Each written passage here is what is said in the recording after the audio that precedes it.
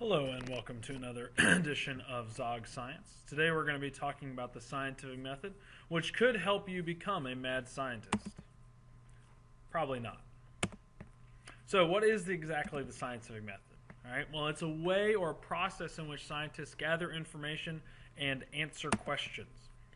And there are generally 6 steps to the scientific method.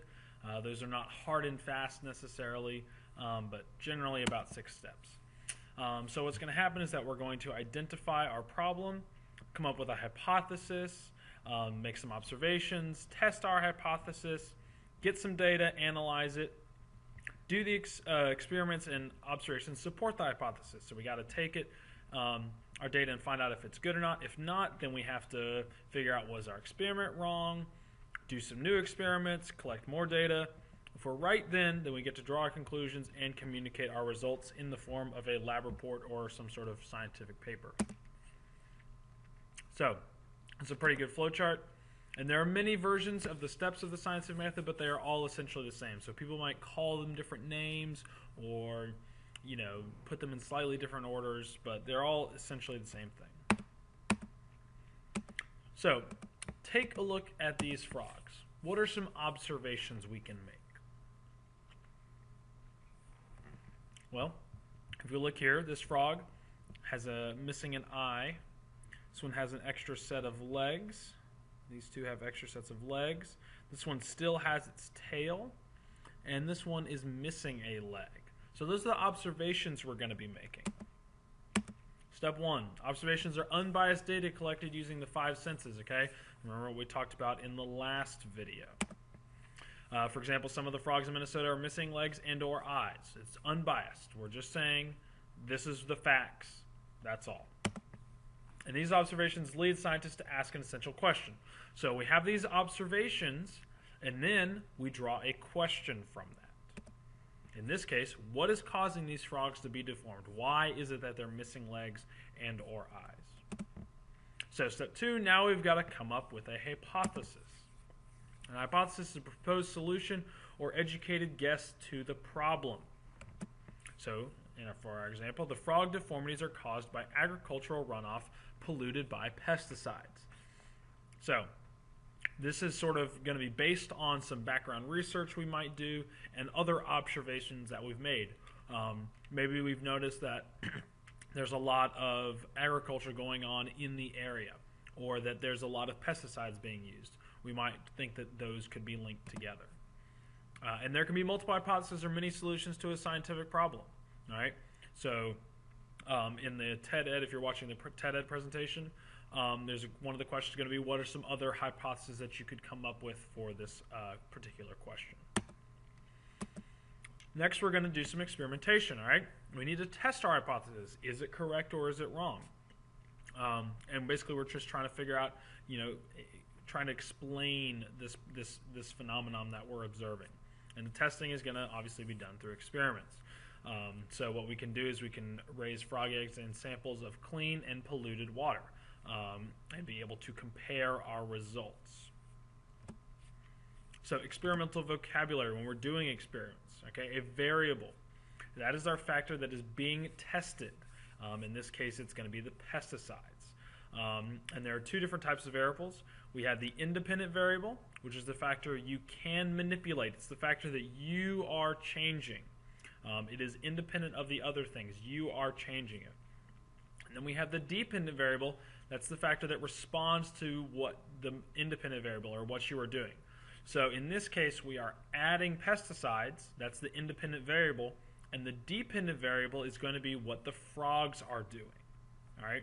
And what we want to do is we want to keep everything else the same. We call that a controlled experiment. Okay? So control experiment is going to be where we have one variable being tested at a time, and we're going to have one set of test subjects that do not have any variables.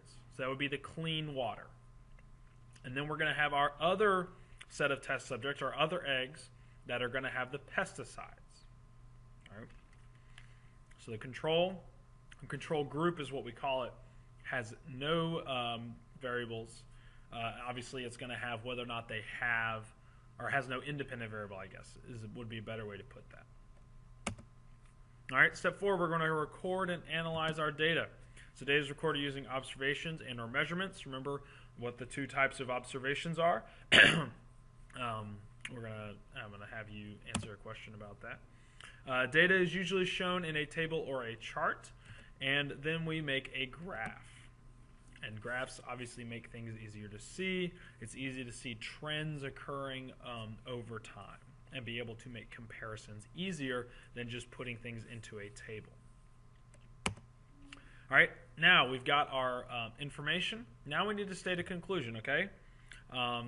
And we can do that in a variety of different ways. You just basically have to look at your data. You always have to have your conclusions be grounded in data. You don't just want to be making it up out of thin air. That's not very scientific. It's not the scientific way we're going to go about it. You have to have data to back it up. And when you're doing your conclusions, it's always going to be in complete sentences in paragraph form, and you have to support it. So you can't just say the frog's deformities are a result of pesticides. You have to say why they're a result of pesticides and how you know that. How does your control compare to your experimental groups, the ones that have the pesticides versus the ones that don't have the pesticides?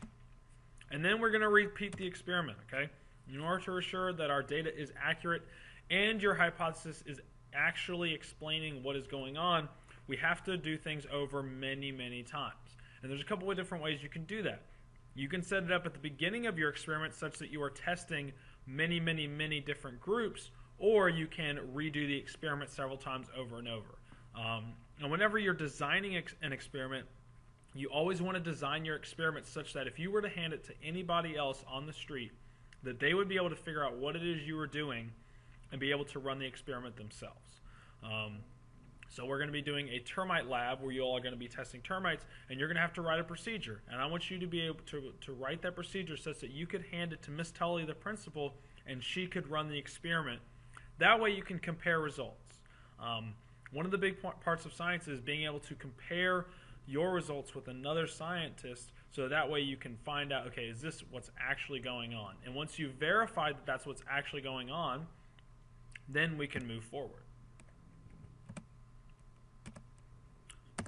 So what is after the scientific method? If a hypothesis is supported by many investigations, then it becomes a scientific theory. A theory is something that describes a phenomenon that always seems to be true. Okay, a theory describing something that always is true is a scientific law. For example, the law of gravity, or the fact that the Earth is round. That would be a law. It's not exactly round; it's actually slightly oblong due to spin. But you understand what I'm saying. And technology is used of knowledge to solve practical problems. Technology is essentially applied science. So the cell phone or the computer that you're watching this on, those are applied science. There were many, many scientific experiments that occurred over a long period of time that have come to the point of the technology that you are currently using. Believe it or not, the simple wheel and axle is technology. That was a use of knowledge to solve a practical problem of how to move things from one place to another. These are all forms of that technology. All right, here's my sources. Thank you very much for watching, and I'll see you all next time.